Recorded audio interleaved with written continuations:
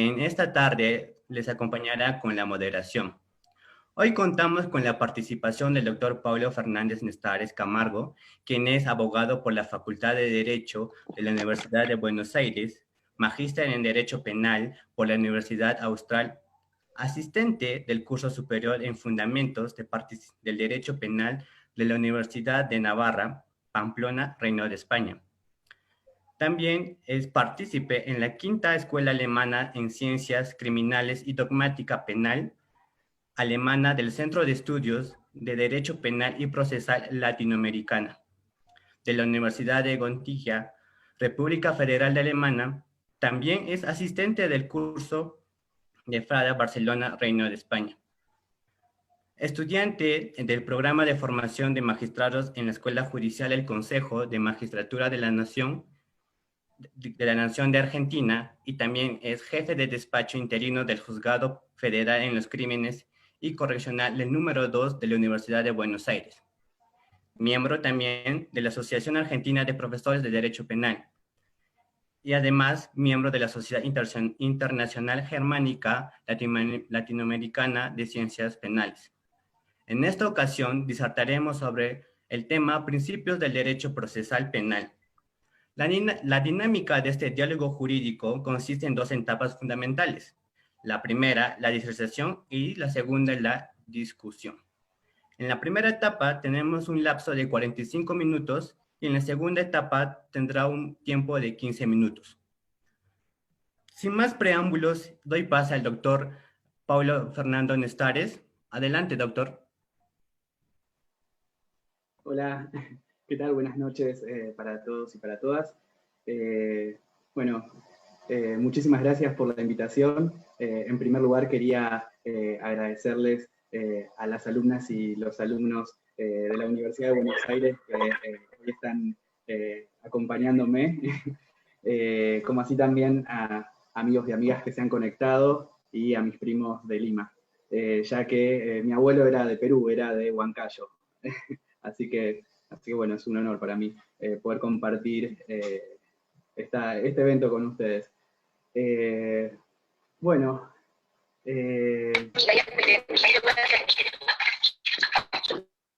voy a pedir, Jonar, si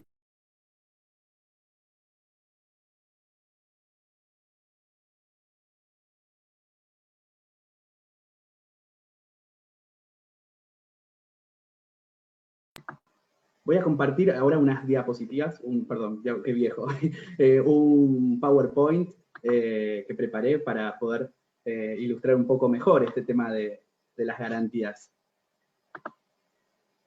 Compartir.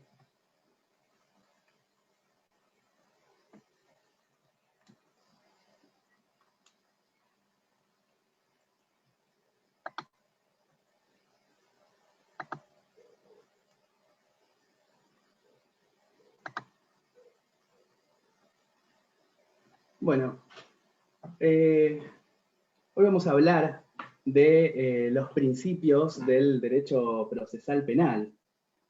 Bueno, no hay cosa más trascendente que estudiar el impacto de aquellos principios del derecho procesal penal que nosotros siempre hemos estudiado como disciplina ética, como cierto punto de partida de nuestra actividad como abogados y abogadas en las dimensiones más complejas del Estado.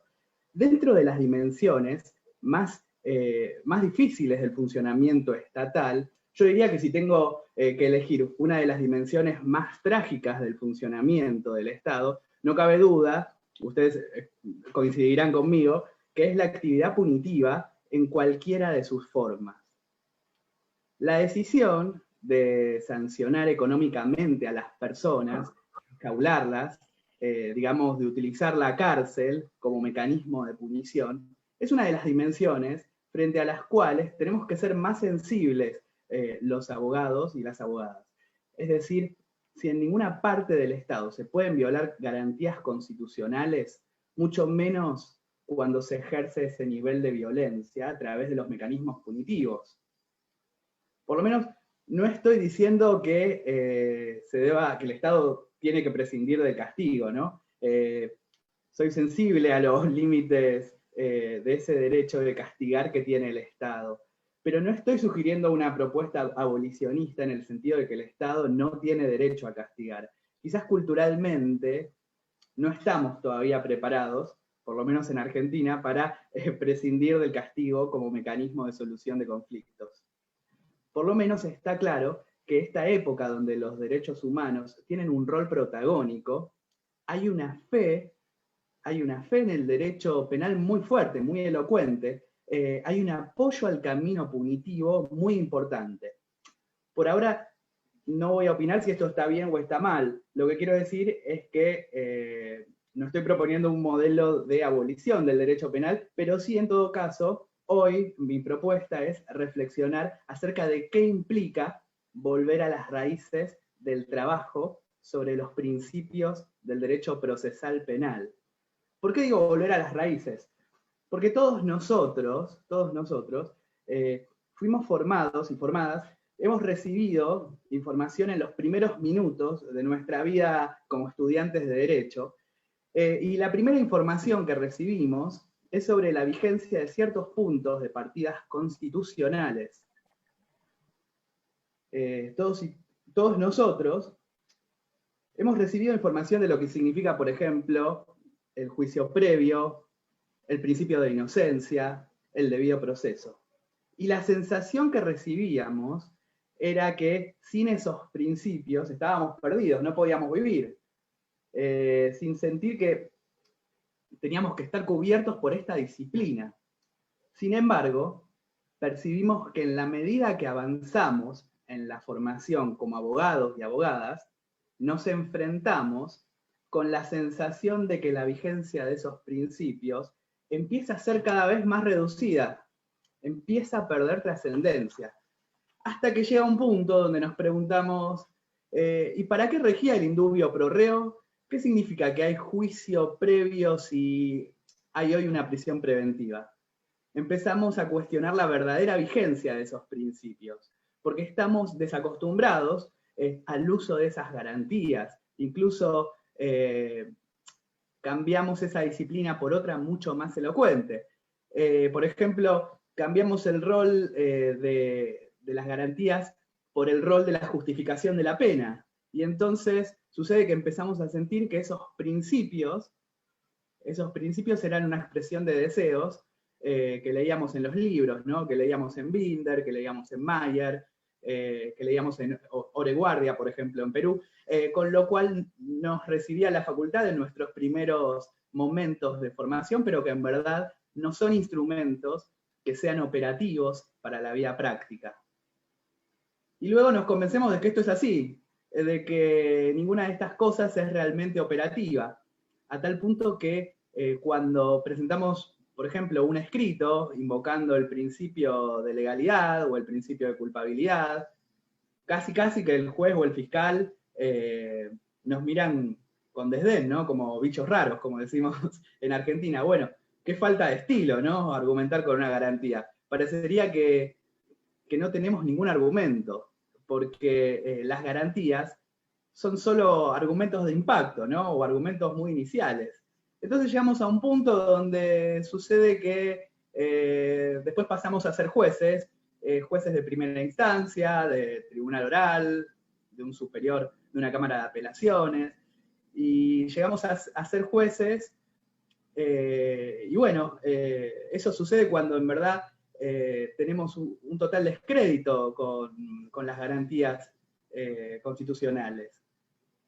Y ahí sí que estamos convencidos de que los principios, no estamos muy convencidos de que los principios tengan alguna función en el sistema. Y empezamos a producir decisiones, empezamos a producir sentencias, y lo que hay es una falta de aquella disciplina que era tan importante cuando teníamos 19, 18 años. En fin, en el encuentro de hoy, lo que vamos a hacer es una vuelta a esas raíces, como esas golosinas, ¿no? Que comíamos cuando éramos chicos, o cuando encontrábamos, o como por ejemplo cuando encontramos un juguete que usábamos cuando teníamos 6 años, y hoy día es todo electrónico. Bueno, por eso, vamos a intentar encontrar esos principios de derecho penal, que eran nuestros juguetes cuando iniciamos la facultad. Bueno, en estos minutos vamos a ver cómo esas garantías están lejos, en realidad, de ser inútiles. Al contrario, son enormemente útiles. Y casi todas las discusiones, en particular las del derecho sustantivo, se definen o no por el respeto a una garantía constitucional. Este es el desafío que traigo para hoy.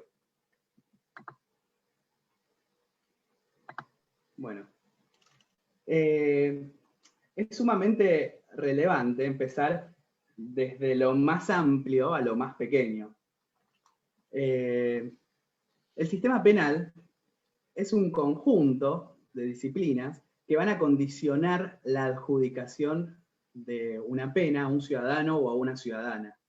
Ese conjunto de disciplinas responde a más de un subsistema penal. Hay varios subsistemas que colaboran en esa decisión de adjudicar pena a un ciudadano o a una ciudadana. Hay un subsistema penal, en sentido estricto, que es el que amenaza con pena determinados comportamientos fuertemente antisociales, como son los que surgen del Código Penal, ¿no? Del Código Penal de Argentina, del Código Penal del Perú. Una vez que detectamos en un Estado de Derecho que un sujeto quizás ha cometido un delito, que ha realizado una de esas conductas antisociales y merece una sanción penal, la aplicación de pena concreta a un ciudadano no puede hacerse de cualquier modo. Entonces, hay que resguardar cierta escenografía como si fuera una obra de teatro.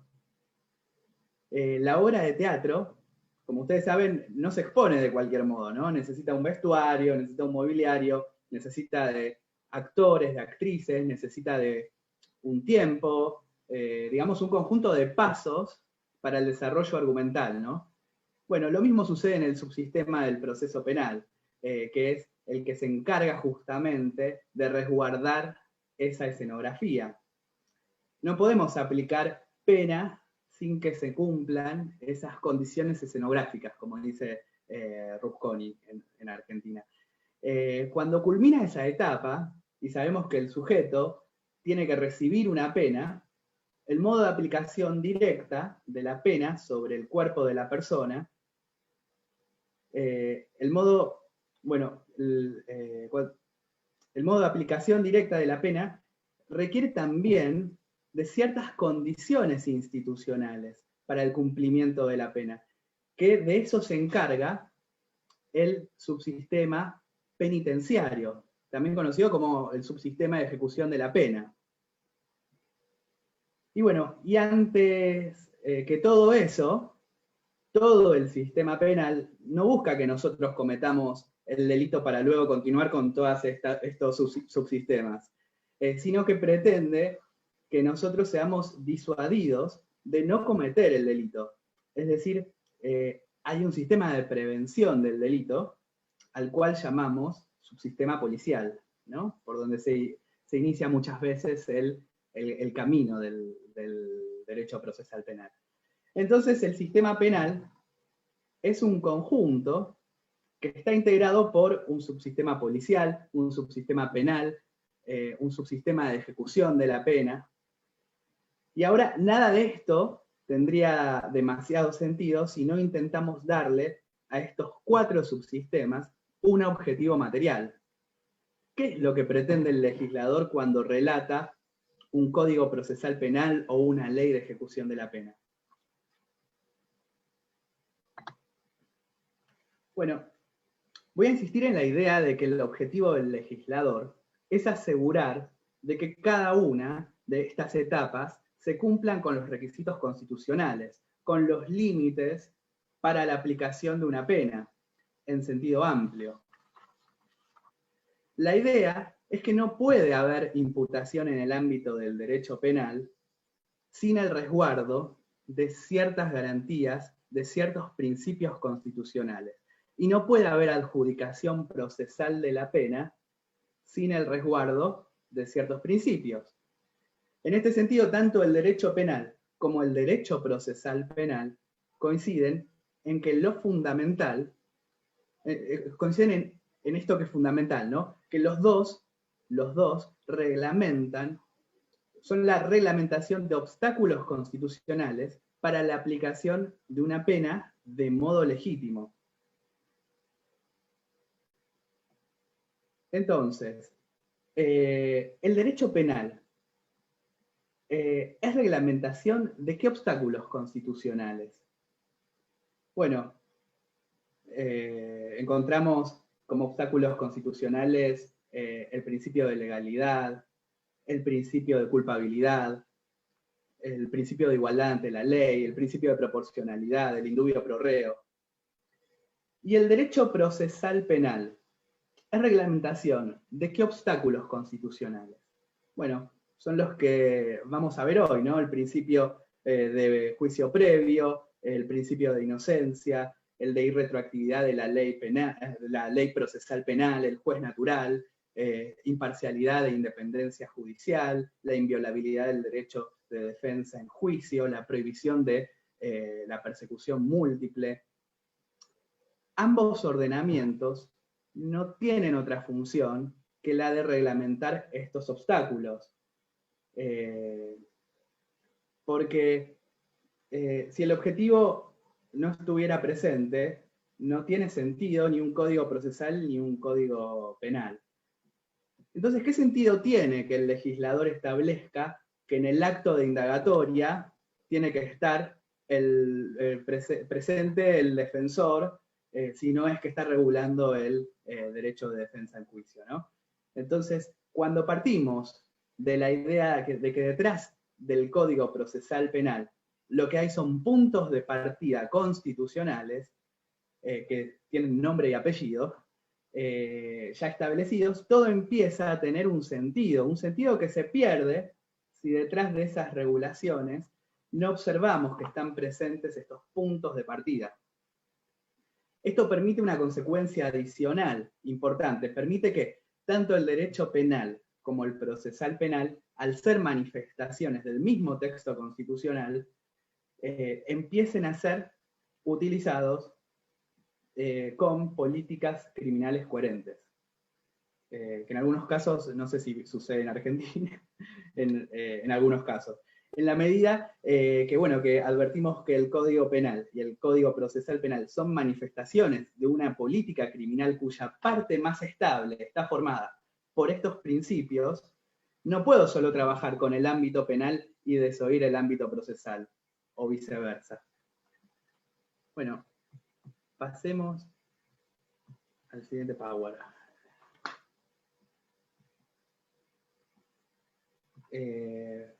Vamos con lo que es el debido proceso. Vamos a empezar con lo que es el primer principio, que en realidad este primer principio, la verdad es que está regulado por otros principios, que ya los vamos a ir desmenuzando. Tenemos que entender, en primer lugar, que la clasificación de los principios del derecho procesal penal responde a un criterio académico de cada autor, ¿no? No es que existe un orden de prelación. En realidad algunos autores sí sugieren un orden de prelación.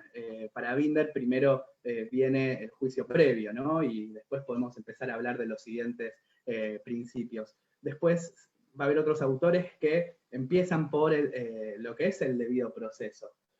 Pero bueno, no es que existe, bueno, este orden, ya que todos forman un conjunto de principios íntimamente relacionados. En estos minutos lo que vamos a ver son los principios básicos que toda la doctrina coincide. Bueno, vamos entonces a empezar con el debido proceso.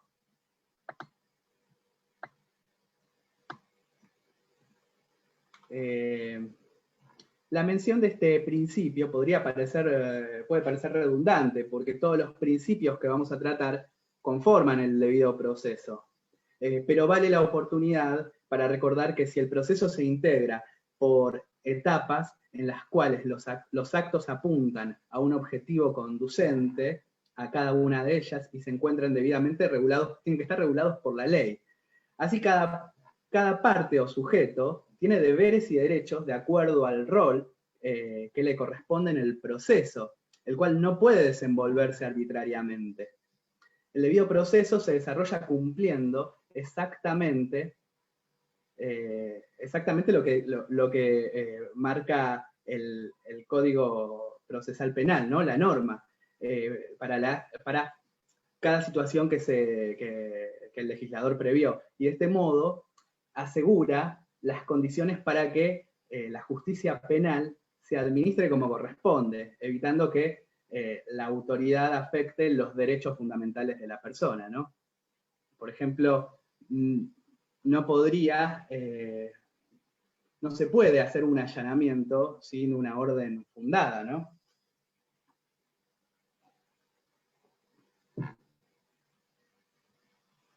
Bueno, el debido proceso tiene su expresión primera en el artículo 10 de la Declaración Universal de Derechos Humanos, en el artículo 14 del Pacto Internacional, en el 18 de la Constitución de Argentina, en el 139 de la Constitución del Perú. Por ejemplo, el artículo 10 de la Declaración Universal dice que toda persona tiene derecho en condiciones de plena igualdad a ser oída públicamente por un tribunal independiente e imparcial.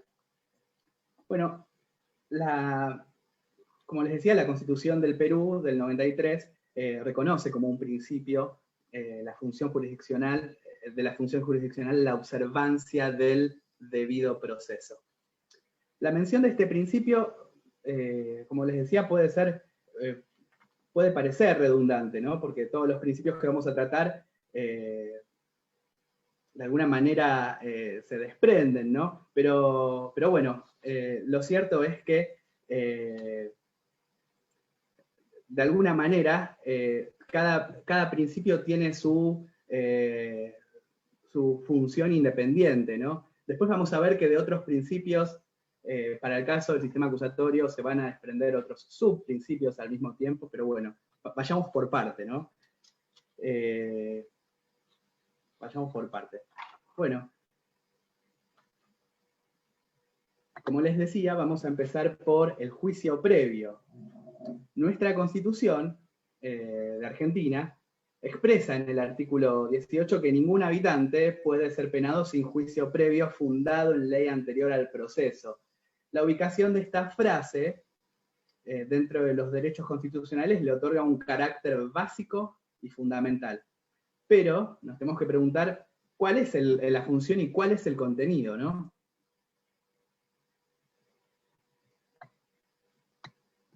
Se ha interpretado que en realidad el contenido se refiere a la exigencia de una sentencia previa, en el sentido de que no puede existir una condena que no sea el resultado de un juicio lógico expresado como una sentencia debidamente fundamentada, ¿no?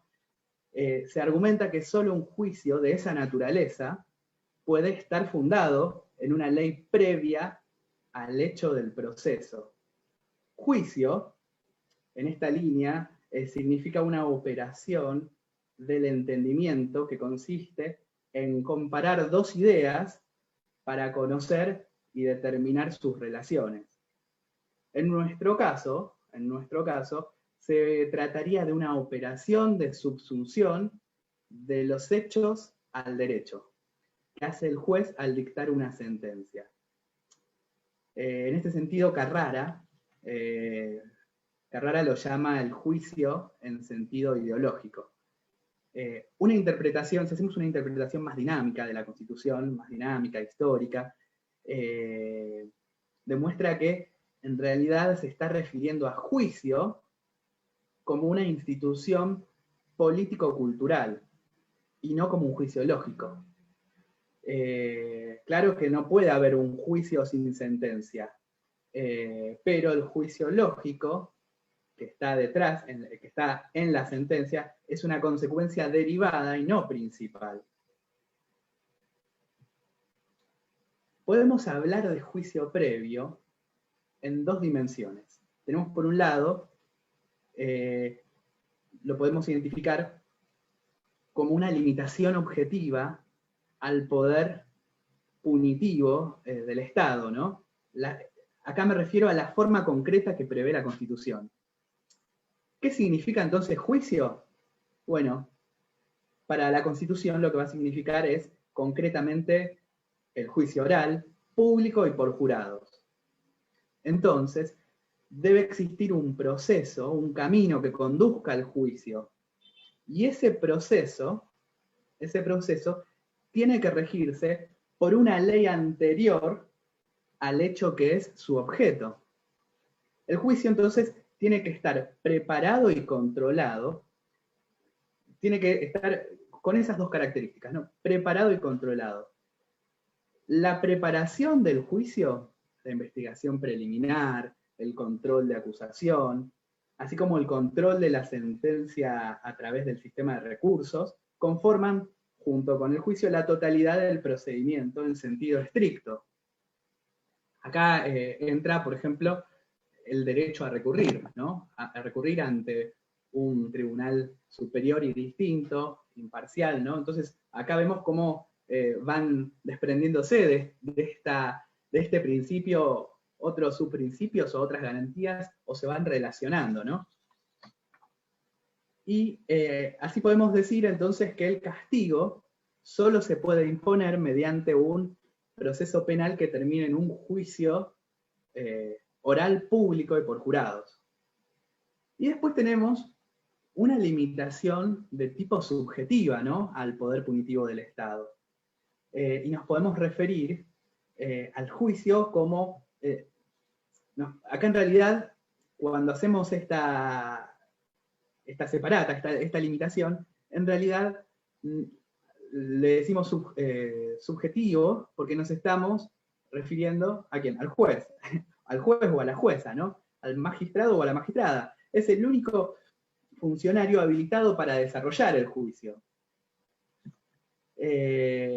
Bueno, el juicio previo, así, es el punto de máxima concentración de la fuerza protectora de las garantías de defensa en juicio, de inocencia, de inviolabilidad del ámbito íntimo, de inmediación, de publicidad, etc.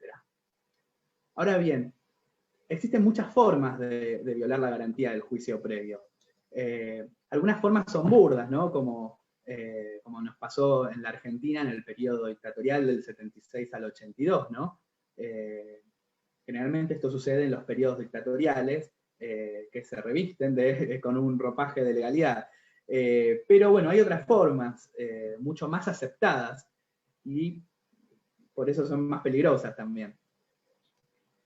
Por ejemplo, si pensamos en un ejemplo de la limitación objetiva, el juicio previo se viola cuando ese juicio se desarrolla bajo una forma escrita. El juicio escrito termina por no ser un verdadero juicio, porque no existe inmediación ni una profunda controversia, ¿no? Esta es la opinión de Binder. Sin embargo, hay otras opiniones con respecto a este punto, ¿no? Pensando, por ejemplo, en el juicio abreviado, ¿no? Que, bueno, podría ser una crítica al juicio abreviado respecto a la vulneración de esta limitación de carácter objetivo. Sin embargo, hay otras voces que dicen, bueno, sí, pero el juicio abreviado ayuda a descomprimir los tribunales y a veces, si el imputado lo pide, porque es una mejor estrategia para él, bueno, adelante, ¿no? Porque a veces no le conviene al acusado ir a juicio oral. Bueno, es otras voces, ¿no? Otras voces, mientras que, bueno, como les decía, Binder sostiene que se trata de una violación a la limitación objetiva. Y otra forma de desnaturalizar es aquellos casos en que la prueba no se produce en el juicio, sino que se incorpora solamente por lectura. Bueno, esto en este punto lo tiene prohibido la Corte Suprema de nuestro país, en Argentina, a través de un fallo que se llama Benítez. Tenemos que tener en cuenta que la investigación preliminar tiene un carácter preparatorio y los elementos que se reúnen durante esa investigación no constituyen pruebas, sino hasta que sean producidas en el debate principal, ¿no? En el juicio oral y público. Pueden existir casos excepcionales, ¿no? De anticipo de prueba, pero esto debe estar limitado, realmente, tiene que estar limitado a verdaderos casos límites. O, por ejemplo, cuando el derecho penal revierte la carga de la prueba, produciendo verdaderas ficciones, como por ejemplo cuando se presume el dolo del autor. El dolo no se debe presumir. Bueno, según Binder, se da una verdadera limitación cuando no son los jueces quienes dictan verdaderamente las sentencias, ¿no? Sino que apenas firman un proyecto de que en realidad lo hizo un funcionario o un empleado, ¿no? Subalterno que se lo preparó. Y bueno, esto es lo que se conoce como delegación de funciones. Bueno, acá lo que les preparé es algo que dice la doctrina de la Corte de Argentina relativa a la garantía del juicio previo. La Corte sostiene, la Corte dijo que en materia criminal, la garantía consagrada en nuestro artículo 18 exige la observancia de las formas sustanciales del juicio relativas a la acusación, defensa, prueba y sentencia dictadas por los jueces naturales.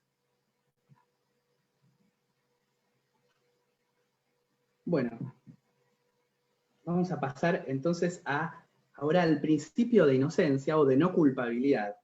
La primera derivación de este principio es el mandato constitucional de que nadie puede ser considerado culpable sin una sentencia obtenida de un juicio que lo declare como tal.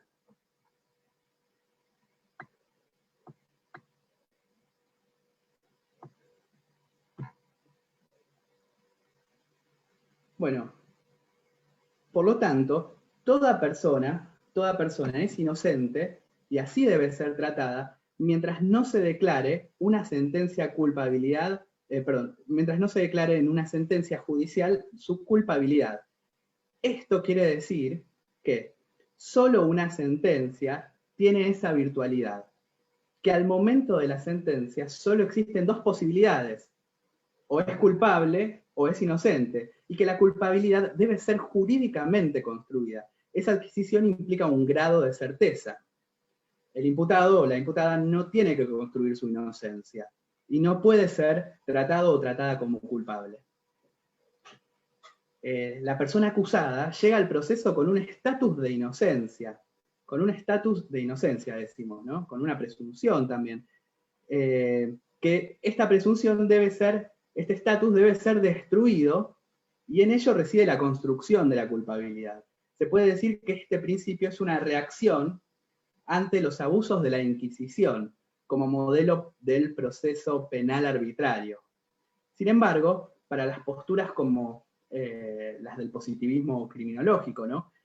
No podía jugar el principio de inocencia cuando el imputado o la imputada eran multireincidentes, o eran habituales, o simplemente eran peligrosos. Por eso es importante no olvidarnos que se debe construir la culpabilidad a través de una sentencia, entendida como un acto judicial que es derivación del juicio previo. Porque, ¿qué pasa? Si no caemos en lo que llamamos el derecho penal de autor, ¿no? Entonces, solamente el fundamento de la sentencia va a estar basado en características personales. Y otra de las cuestiones es que esa sentencia tiene que construirse con certeza, no puede dar lugar a dudas. Porque si existen dudas, juega otro principio que se introduce con el principio de inocencia. ¿Cuál es? Tiene que ver con el indubio pro reo. O sea, en caso de duda, se debe estar a favor de quien acusamos, ¿no? Del acusado.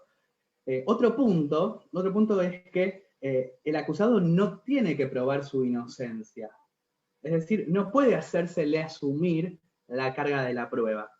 Esto es muy propio de los procesos civiles, pero que aún así tienen limitación los procesos civiles. Así, nos tiene que quedar claro que el imputado o la imputada no tienen que probar su inocencia. ¿Eso a quién le va a corresponder? Al órgano estatal que tiene esa función, ¿no? El Ministerio Público Fiscal.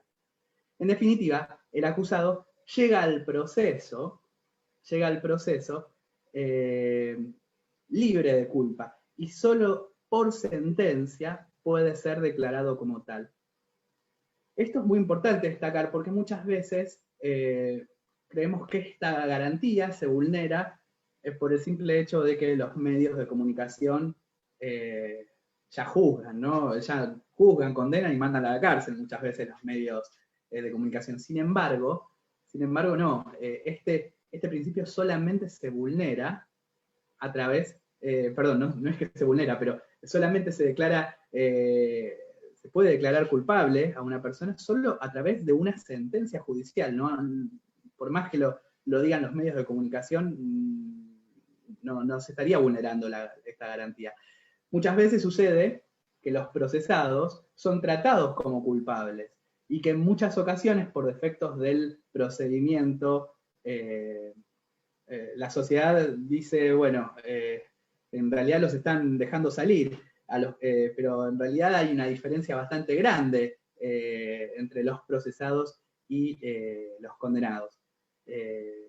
O quienes, como decía, ya fueron condenados en una denuncia y en los medios de comunicación. Bueno, vamos ahora al principio de irretroactividad de la ley procesal penal.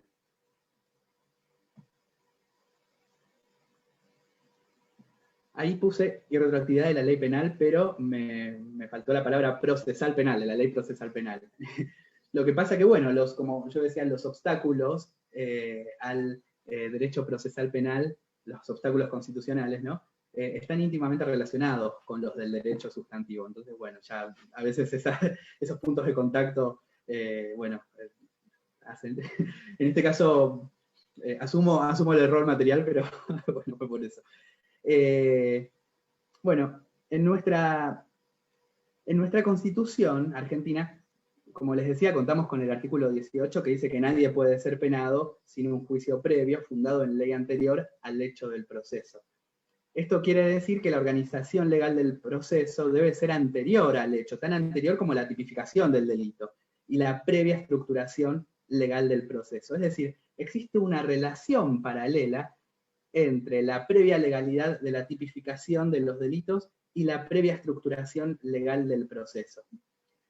Es una manifestación más para ponerle frenos al poder punitivo del Estado, para evitar que las personas sean encarceladas por motivos distintos al hecho punible, ¿no? Bueno, ahora bien, tenemos que hacer algunas aclaraciones, porque el proceso es regido por la ley procesal como un todo. Entonces, el proceso son todos actos encadenados que confluyen hacia el juicio y giran alrededor de él. No lo podemos fraccionar. Entonces, bueno,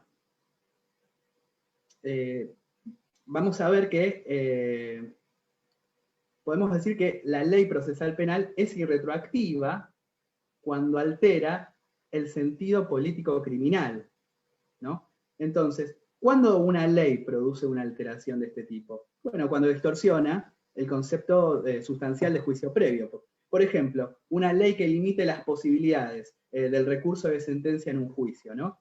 Entonces, esta ley no se podría aplicar retroactivamente porque distorsionaría el sentido político criminal. Pero bueno, este principio, como ustedes saben, todo en el derecho penal y en el derecho procesal penal tiene sus excepciones. Por ejemplo, en aquellos casos en que no tiene relación con la orientación político-criminal del proceso, por ejemplo, cuando se amplían o se limitan plazos, o cuando hablamos de la ley más favorable al reo, ¿no? Porque está fortaleciendo el sentido político-criminal. Bueno, vamos a hablar ahora del juez natural. Acá, para hablar un poco del juez natural, se me había ocurrido un caso que tuvimos hace poquito en Argentina. El presidente del Tribunal Provincial de Casación de la provincia de Buenos Aires tomó la decisión en forma unilateral ante la situación de pandemia mundial y para evitar contagios masivos en las cárceles de la provincia de Buenos Aires y para evitar posibles o eventuales responsabilidades del Estado argentino, concedió en forma masiva el arresto domiciliario a las personas condenadas o imputadas por delitos leves, por patología, y que además, no sé, tenían patologías preexistentes, o eran mujeres embarazadas, con hijos, hijas, que surgían de un listado que había efectuado el Poder Ejecutivo Provincial.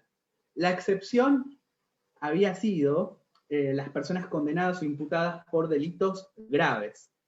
El tribunal que tiene a su cargo este presidente dispuso que cada situación iba a tener que ser analizada en cuanto a los delitos graves por cada tribunal o juzgado que tenía a cargo a estas personas. Lo que pasó fue que en Argentina, como decimos, se armó un lío bárbaro.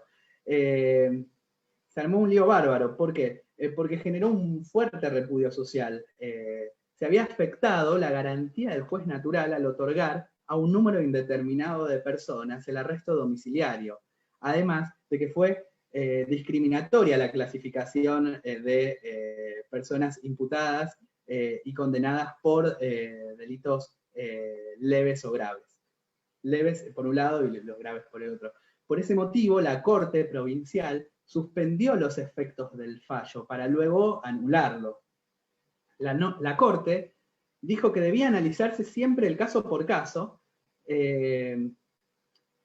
porque si no se vulnera esta garantía del juez natural de la causa. Lo contrario también significaba distorsionar la administración de justicia. Y además, en mi opinión, hay un punto esencial. Es muy importante contar con la opinión de la víctima, y se había omitido eso, ¿no? Entonces, todo proceso penal tiene que estar estructurado conforme a los principios republicanos, y todo proceso penal, de alguna manera, tiene esa obsesión por evitar posibles manipulaciones políticas del juicio y lograr que ese juicio sea verdaderamente imparcial, ¿no? Entonces, la legitimidad social que procura el juicio penal se basa principalmente en la imparcialidad. Históricamente, se procuraba la idea del juez natural, fundada en el hecho de que el juez no respondiera a los intereses del monarca, del señor feudal o de algún sector poderoso de la sociedad. En fin, ¿cómo se cumple efectivamente este principio? Bueno, es necesario que la determinación legal de que se trata sea previa al hecho que motiva el juicio. La Constitución nos dice que nadie puede ser sacado de los jueces designados por la ley antes del hecho de la causa. Lo que se quiere evitar es que luego el legislador modifique o distorsione la distribución de las competencias. El legislador tampoco es completamente libre para fijar la competencia a su antojo, ¿no?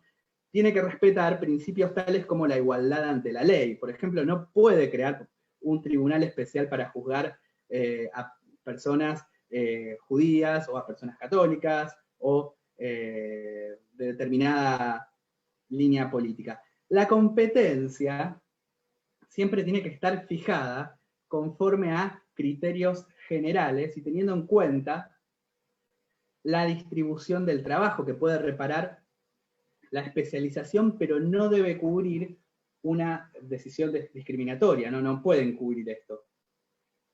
Yo puedo ampliar o quitarle competencias a un tribunal, ¿no? Si yo como legislador, supongan, como viene sucediendo en el ámbito de la Ciudad Autónoma de Buenos Aires, ¿no? Yo creo que lo que pasa en la Ciudad Autónoma de Buenos Aires debe ser único, que hay 3 jueces ante un hecho, ¿no? Un hecho que sucede y hay que analizar la competencia, y que hay que ver a quién le corresponde, si a un juez federal, a un juez nacional o a un juez penal contravencional o de faltas, ¿no? Eso es otro capítulo que lo puedo explicar en el debate, si quieren, ¿no? Es como dice el Guasón en la película, ¿no? No lo entenderías, ¿no? Si no sos de Argentina. Hay aquí, bueno, entonces, hay una afectación de la garantía del juez natural si no se produce arbitrariamente y se produce una reorganización del trabajo. Bueno, lo que sostiene la doctrina es que un cambio de competencia general, en principio, no afecta a la garantía del juez natural. Pero lo que tenemos que ver es que no produzca una disminución en el derecho de defensa. Si eso sucede, sí podríamos estar hablando de una afectación a la garantía del juez natural. Bueno, voy a pasar la cuestión de tiempo, no me quiero exceder, a la defensa en juicio. Esta es la garantía que hace operativa todas las demás. Es muy importante tener en cuenta que el derecho de defensa no tiene que tener limitaciones.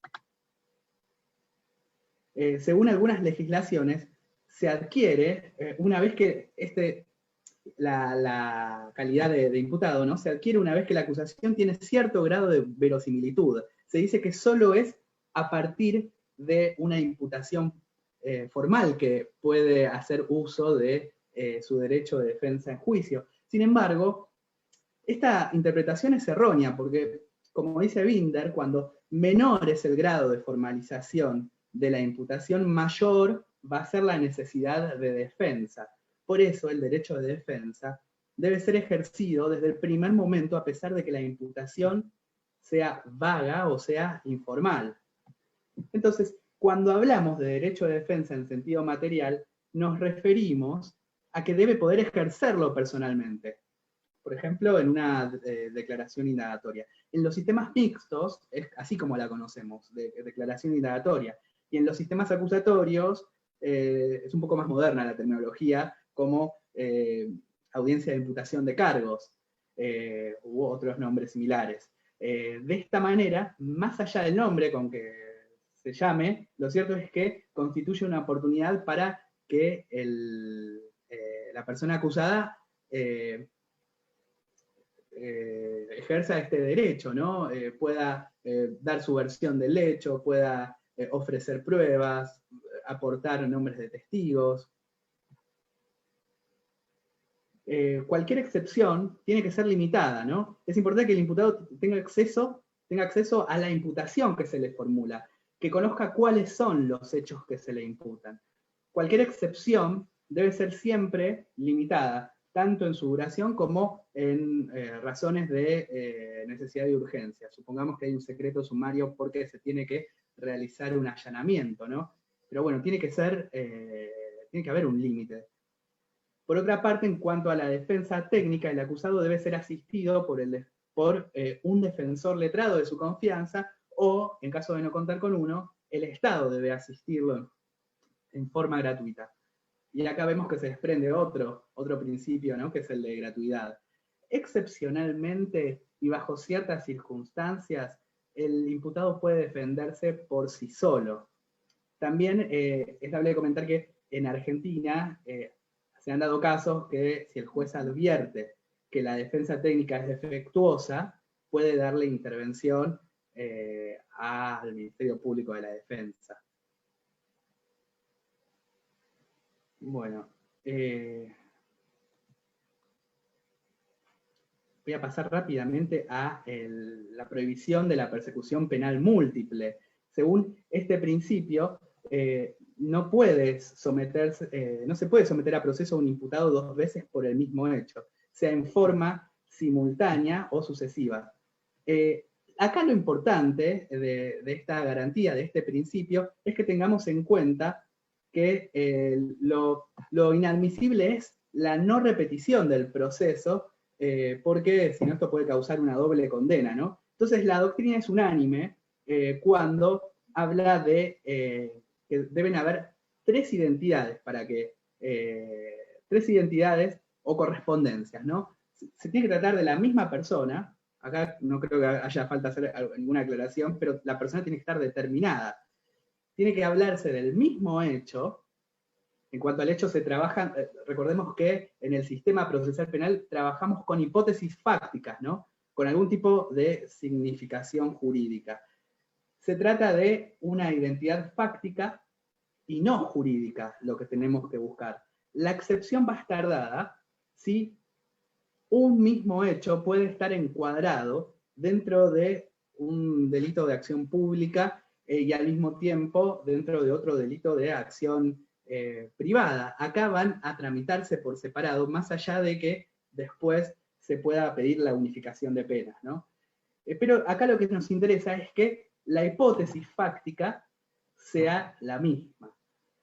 Y bueno, la tercera va a tener que ver con el motivo de persecución penal, el mismo objetivo final, que es el objetivo final del proceso. Supónganse el caso en que un empleado comete un delito, entonces lo que se va a buscar es apartarlo de la empresa, sea en forma administrativa, y por otro lado, sancionarlo desde lo penal. Como les decía, dentro de estos principios se van a desprender siempre otros, ¿no? Pensemos en el principio de inmediación. ¿Qué pasa con el principio de inmediación hoy en tiempos de Zoom, ¿no? ¿Qué pasa con estos principios? Así que bueno, más que nada lo que quería hacerles era hacerles un breve resumen, pero al mismo tiempo una reflexión y al mismo tiempo una crítica del estado de la cuestión de estos principios en nuestros sistemas procesales penales, para que de alguna manera, quienes ya somos abogados y abogadas, volvamos a esos juguetes que teníamos cuando recién comenzábamos a estudiar estas garantías, cuando teníamos 19 años, y bueno, empezar a preguntarnos qué es lo que está pasando, ¿no? Con estos principios. Y bueno, como les digo, no se puede tener quizás la respuesta a todos los interrogantes que nos pueden surgir.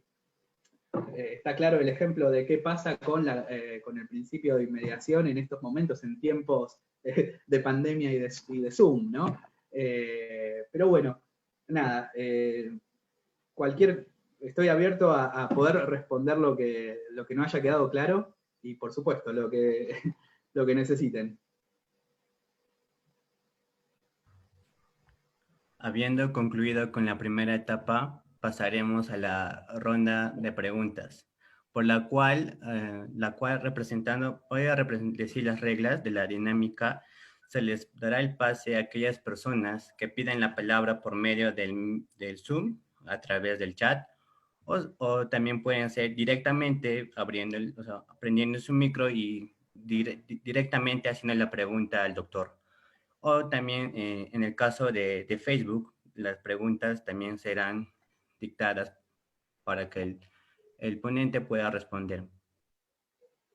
Si alguien tiene alguna pregunta, por favor. Ya, muy bien, con John Carlin.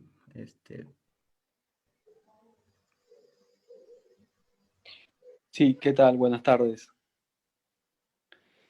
Sí, antes que nada, felicitar la exposición de Paulo. Es muy gratificante escuchar todas las cuestiones referidas por él. Una cosa que quizás me gustaría agregar a todo esto que vos bien mencionaste, Paulo, tiene que ver con lo siguiente, por ejemplo, ¿no? Cuestiones referidas a la intervención de los migrantes en un proceso penal, en donde se da la situación en aquellas personas que son migrantes y no se encuentran en situación regular, o en todo caso se encontrarán en una situación irregular, y cómo ello impacta toda vez que son parte de un proceso penal. ¿Por qué? Porque se entiende, y hay jurisprudencia incluso en Argentina, que entiende ya sea que se encuentra en una situación regular e irregular, puede darse un presupuesto procesal, como por ejemplo la no comparecencia o el peligro de fuga. Entonces, ¿qué hacer en todo caso para poder, si se quiere, acortar esta cuestión, ¿no? Es decir, aminorar esa expansión punitiva por parte del Estado que no se da solo en cuestiones referidas extrapenales, citando a Ferraioli, sino incluso que se dan en cuestiones penales y propias del proceso penal. ¿De qué forma intervenir? ¿No? Esa es una pregunta. ¿De qué forma intervenir?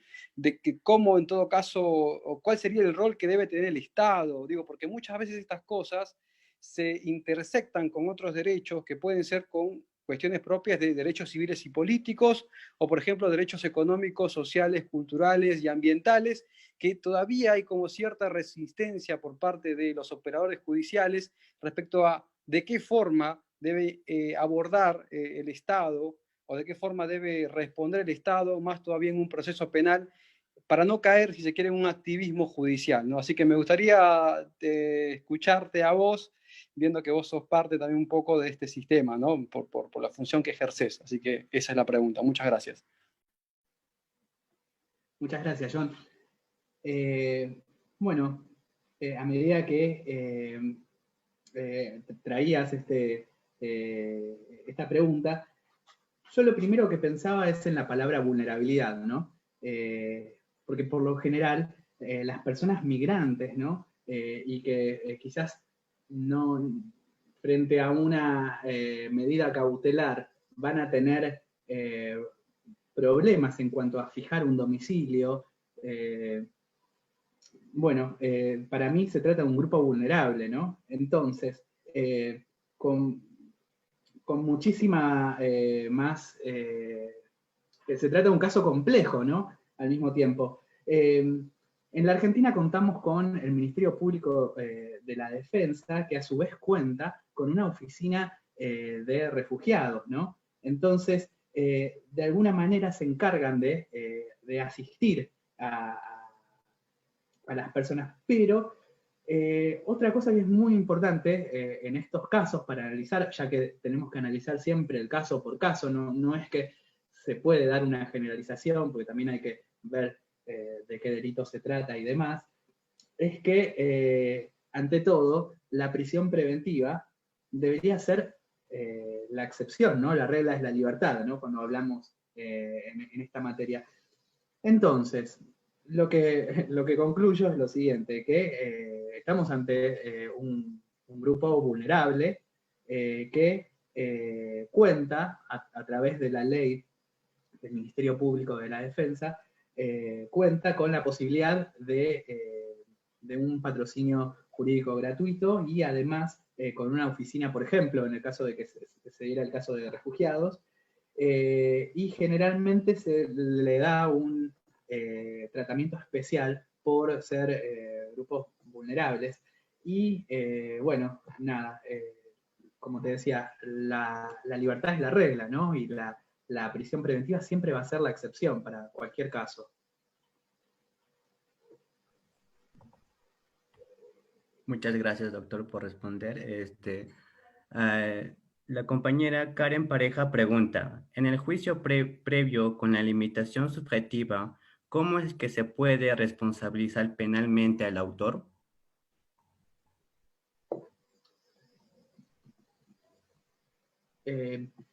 Cuando hablamos de limitación subjetiva, estamos diciendo que solamente va a poder aplicar una pena el juez, y el juez designado y nombrado mediante ley anterior, ¿no? Cuya competencia ya está fijada por la ley. Lo que quiere decir voy a volver a repetir, voy a volver a leer acá la pregunta. En el juicio previo con la limitación subjetiva, ¿cómo es que se puede responsabilizar penalmente al autor? Bueno, lo que tenemos que tener en cuenta es que la limitación subjetiva nos habla de que solamente el juez tiene facultad jurisdiccional, es decir, solamente el juez puede juzgar. Y no cualquier otro funcionario administrativo, es decir, no va a tener esta facultad algún miembro del poder legislativo o del poder ejecutivo. Solamente el juez es el único facultado a absolver o a condenar. Entonces esa es la única manera en la cual puede estar afectado el autor responsable de un hecho. Muchas gracias. El compañero Kevin Gallejo solicita la palabra. Le cedo la posta, por favor. Sí, bueno, en primer lugar, felicitar al profesor Paulo, excelente exposición. Gracias. Definitivamente comparto su postura, ¿no? Ya que en las facultades de Derecho, si bien se enseña los principios generales del mismo, como los rectores del proceso penal, y que inspiran el mismo, a veces se ve en la práctica que esto realmente no tiene una aplicación como debería ser, ¿no? Y evidentemente esa es una cuestión que se tiene que cambiar. Ahora, mi pregunta va relacionada básicamente a la presunción de inocencia. Es una cuestión que se ha venido discutiendo acá en el Perú y me parece que también en la Argentina, por lo que escuché en una de las clases de los viernes, ¿no? De la Cátedra Clandestina de Derecho Penal, es el tema de la carga dinámica de la prueba. Que, bueno, en principio esta carga dinámica ha sido pensada para el proceso civil, ¿no? Ya que al encontrarnos entre privados y evidentemente al ser la búsqueda de la verdad el principio institucional al que se dirige en este tipo de procesos, tal como lo señala, por ejemplo, el profesor Tarufo, quien debe probar es quien esté en mejor posición para hacerlo, ¿no? Sin embargo, en el proceso penal de repente nos encontramos con algunos límites o algunas barreras, como lo es precisamente el principio de presunción de inocencia, ¿no? Y sin embargo, de repente podría decirlo así, es una cuestión que se ha venido relativizando, ya que recientemente, bueno, hace un año me parece, se ha emitido una sentencia en casación por la Corte Suprema, en la que se ha establecido que en el delito de enriquecimiento ilícito sí se puede dinamizar la carga de la prueba. Mi pregunta concreta es, ¿cómo podríamos entender esto sin lesionar dicho principio, ¿no? Ya que, o sea, si partimos de una presunción de culpabilidad y le decimos al imputado, señor imputado, es usted el que al iniciar el proceso, o lo presumimos como culpable al iniciar el proceso y es usted quien va a tener que probar que no lo es, evidentemente es lesionar el derecho a la presunción de inocencia. Y es por eso que más o menos mi pregunta va por ese lado, ¿no? Porque no me cabe en la cabeza que se utilice esa institución en el proceso penal. Bueno, a mí me parece que para responder esto es muy importante tener en cuenta, Kevin, cuál es el fin del proceso, ¿no? En Argentina en estos momentos están conviviendo dos códigos, ¿no? Tenemos por un lado un código mixto, de corte mixto, cuyo fin en los códigos mixtos, de corte inquisitivo más que mixto, el fin es la búsqueda de la verdad, ¿no? Pero yo me pregunto, ¿qué es la verdad? ¿No? Parece ser un concepto muy teológico. Y en los códigos procesales de corte acusatorio, como hay en la mayoría de las provincias de Argentina y como lo hay en el Perú, lo cierto es que el fin del proceso va a ser siempre la resolución del conflicto, ¿no? Más allá de quién tiene la verdad o no. Entonces, me parece que hay que tener en miras eso, ¿no? Sin embargo, en cuanto a lo que vos me preguntás, me parece que pedir al imputado que demuestre que no es culpable sería también como hacer que pierda la función para la cual fue creado el órgano del Ministerio Público Fiscal. Es solamente el Ministerio Público Fiscal quien tiene que derribar ese grado de inocencia, ¿no? A través de una acusación que no puede tener dudas. Si yo como imputado alego que no estuve ese día al momento del hecho, no estuve en aquel lugar donde se produjo el hecho y estuve en otra provincia o en otro país, entonces parece ser que el Ministerio Público no podría, el Ministerio Público Fiscal no podría seguir avanzando con esa teoría del caso. Entonces, para mí es muy importante que esa teoría del caso que va a proponer el Ministerio Público Fiscal sea fuerte y no de lugar a dudas, porque si no estamos frente a un principio constitucional que no podemos desconocer, que es el indubio pro reo, porque si le vamos a pedir al diputado que demuestre que no estuvo en ese... Parece que es desvirtuar un poco la función del Ministerio Público Fiscal, que por excelencia debería ser la de investigar. Espero responder a tu pregunta, Kevin. Sí, doctor, sí, sí. Coincido con usted plenamente. Y le comento que acá también en Perú todavía no se ha establecido del todo la imposición del sistema acusatorio, ya que todavía hay distritos que se encuentran trabajando con el antiguo código, ¿no? Entiendo que en Lima pasa eso, ¿no? Sí, sí, sí, en Lima precisamente, que es más o menos del corte de el proceso que han tenido todos los países sudamericanos antes de tener ese proceso acusatorio que tenemos ahora. Muchas gracias. Gracias a usted, doctor. Gabriela Mejía pide la palabra. Adelante, Gabriela. Buenas noches con todos. Primero quería felicitar por la excelente disertación al doctor y mi pregunta es la siguiente. Alberto Binder advertía una mala praxis en muchos tribunales sobre la delegación de funciones. Esto consiste son los jueces quienes dictan verdaderamente las sentencias, sino que apenas firman un proyecto que un funcionario o empleado subalterno le ha preparado. ¿Qué principio se lesiona con esta actitud del juez?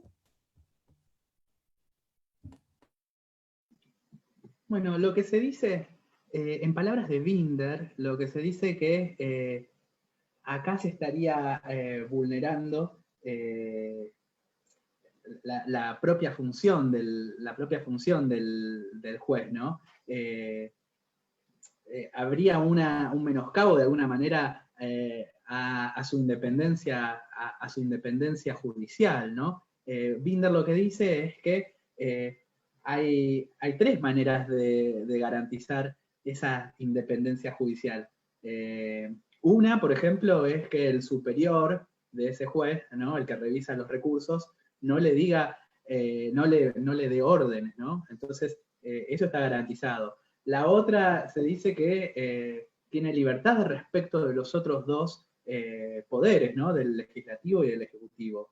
Y por último, dice que debería tener también una libertad interna dentro de su juzgado, ¿no? Que no exista una delegación esta delegación de funciones que comentás, en el cual sucede, ¿no? Que los empleados llevamos el proyecto a la firma del juez o de la jueza y simplemente si está de acuerdo lo firma con contrato, ¿no? Sin embargo, bueno, para responder a tu pregunta, sí, acá lo que se afecta es la independencia del juez, ¿no? Porque si solamente el juez se va a limitar a llegar a la oficina, firmar durante una hora todos los proyectos y se va, la verdad que nos daría un poco de miedo, ¿no? Como ciudadanos y ciudadanas que enterarnos de eso, ¿no? Sin embargo, yo pienso que esto de la delegación de funciones, no sé si es tan malo en tiempos de pandemia, ¿no? No sé si es tan malo que para agilizar los juicios y para agilizar las investigaciones y demás, esa delegación de funciones al menos se haga en la ley, ¿no? Se haga en la ley y se deleguen funciones en determinados funcionarios. Bueno, que tal de funcionario pueda recibir solamente declaraciones testimoniales, ¿no? No sé, me parece a mí que esto de la delegación de funciones, que al momento en que Binder escribe el libro y que la verdad que hasta el día de hoy nos sigue haciendo ruido, me parece que a la luz de la situación que estamos actualmente atravesando, me parece que habría que repensarla, ¿no?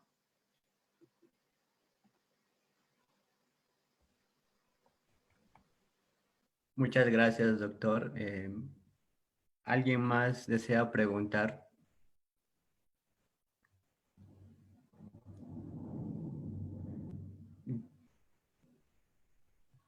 John Carlin está pidiendo la palabra. Adelante, John. Muchas gracias, Jonar. Sí, nuevamente, Pablo, perdón que sea insistente con con unas cositas que vos dijiste, pero me No, para gustaría nada. recapitular. Vos haces una mención referente a el sistema del derecho penal y haces una subclasificación respecto a los subsistemas. Es algo que me llama mucho la atención, porque quizás no sé si es una idea cercana a lo que es al churrum y bullying respecto a los sistemas y a los subsistemas, y en este caso lo mencionás respecto a diferentes subsistemas dentro de un sistema que es el derecho penal. Me pareció como un dato muy interesante, más que nada acercando a lo que es la filosofía del derecho.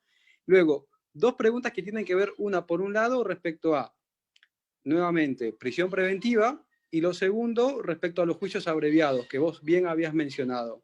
Respecto al primero, por ejemplo, vos hacías una mención a distintos autores, Binder, hablaste también un poco del estado de inocencia, eso citando un poco a Mayer, si se quiere, y justamente citando a Mayer, me gustaría preguntarte respecto a lo que sucede en Argentina, teniendo un Código Procesal Penal Federal únicamente vigente en 2 provincias, pero sí operativo respecto a las cuestiones referidas a la prisión preventiva.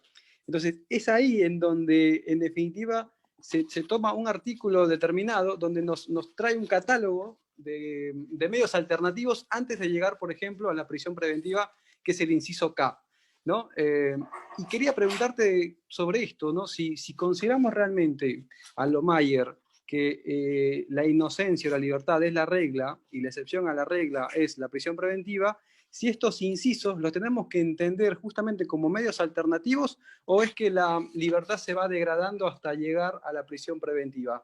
Me explico, es decir, usted tiene una libertad y se va a ir degradando en función a los distintos incisos que marque la ley hasta llegar a la prisión preventiva. Por ejemplo, 90% de libertad, 80% de libertad, sucesivamente hasta llegar a la prisión preventiva. Eso respecto a esta cuestión. Y lo segundo era justamente respecto a los juicios abreviados, en donde si se vulnera o no algún principio, alguna garantía. Y ahí te iba a preguntar sobre esto que se dice o se decía, ¿no? Que en la Argentina hay condenados sin juicio, y hoy pareciera ser en definitiva que hay condenados, que antes era en definitiva que habían personas privadas de su libertad sin un juicio previo, y hoy en todo caso nos encontramos a partir de que hay personas que están condenadas, pero sin tener justamente ese juicio a partir de esta idea del abreviado, ¿no? Es decir, ¿de qué forma en todo caso entender realmente si el abreviado no es un resabio de un proceso inquisitivo dentro de un proceso acusatorio, ¿no? Es decir, ¿cómo crees vos, cómo lo ves vos a este instituto que todavía sigue trayendo mucho ruido, muy a pesar de que vos habías mencionado que se trata de descomprimir, si se quiere, el trabajo judicial, ¿no? Pero vamos a seguir avalando esto a partir de descomprimir únicamente ese trabajo que tiene el sistema judicial, o hay algo más escondido ahí, ¿no? Gracias. Bueno, a mí me parece que estos, por empezar, para explicar un poco a la audiencia, en Argentina están conviviendo, como decía, 2 códigos en materia federal, 2 códigos, uno de corte mixto y el otro de corte acusatorio, ¿no? Este código nuevo, de corte acusatorio, ya tiene total vigencia en algunas provincias, en Salta, en Jujuy, en Mendoza, en la jurisdicción de Rosario. Entonces, de la Cámara de Rosario, ¿no? De la Cámara Federal de Apelaciones de Rosario. Entonces, las jurisdicciones, por ejemplo, en donde yo trabajo, en San Martín, que tienen todavía, que estamos todavía usando ese código mixto, de corte arcaico, estamos tomando algunos institutos de este código federal nuevo, de este código procesal federal nuevo, entre ellos estos institutos que vos mencionabas, ¿no? O al momento de evaluar una prisión preventiva, se hace un análisis global de este Código Procesal Penal Federal nuevo, ¿no? Y así también se van tomando distintos institutos de manera progresiva, ¿no? Entonces, a mí me parece que los jueces, al momento de analizar la concesión la imposición de una prisión preventiva, son muy cuidadosos en ese sentido. Y me parece que siempre, en los tiempos que corren, siempre va a ser regla la libertad y como excepción la prisión preventiva. Y me parece que sí, que se hace un análisis no solo de ese inciso K, sino principalmente de los dos riesgos procesales, que son hoy día el entorpecimiento de la investigación y el peligro de fuga, que eso es, me parece que eso es en definitiva el principio rector de la imposición de una prisión preventiva, ¿no? Y en cuanto al juicio abreviado, yo coincido con vos, es una institución bastante inquisitiva, es una pena que sigamos teniendo un proceso, una parte escrita, ¿no? En un proceso que se quiere modernizar, pero sin embargo parece ser inevitable, ¿no? Porque también es de dónde venimos, ¿no? Venimos de hace menos de 10 años de convivir con un sistema totalmente mixto. Sin embargo, yo lo dejaría al juicio abreviado, en mi opinión, y más allá de que coincido con los fundamentos, ¿no? Que vos decís, que no puede ser una vía de escape para descomprimir tribunales, para descomprimir, no sé, en algunos casos las cárceles, a mí me parece que debería seguir existiendo en este sentido, en que a veces existe como una estrategia de la defensa ir al juicio abreviado, porque de otro modo tendría el acusado que ir a un juicio oral y público en el cual se pueden ventilar cuestiones que podrían llegar a perjudicar al acusado.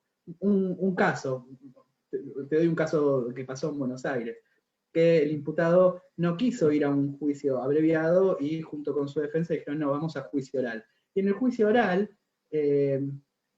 la víctima aparece la víctima que no había sido, no estaba en ese momento, al momento del juicio abreviado, y comenta que el acusado, para robarle un anillo de oro que tenía puesto en su dedo, le disparó en la mano, ¿no? Entonces, eso de alguna manera no lo ayudó al imputado. Entonces, a lo que voy es que esto puede a veces servir como una estrategia para la defensa. Entonces, por ese lado digo, bueno, lo dejaría, ¿no? Que sea la opción del acusado, si quiere ir a juicio previo, no, tampoco se le va a obligar.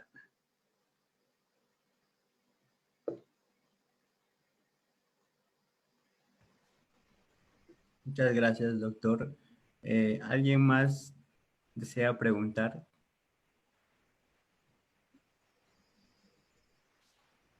Bueno, en todo caso, esta ha sido una de las transmisiones de los diálogos jurídicos, donde hemos contado con la presencia del doctor Paulo Fernández Nestares Camargo, quien agradecemos su extraordinaria disertación y la gentileza que ha tenido de acompañarnos esta noche. Muchas gracias a todos ustedes.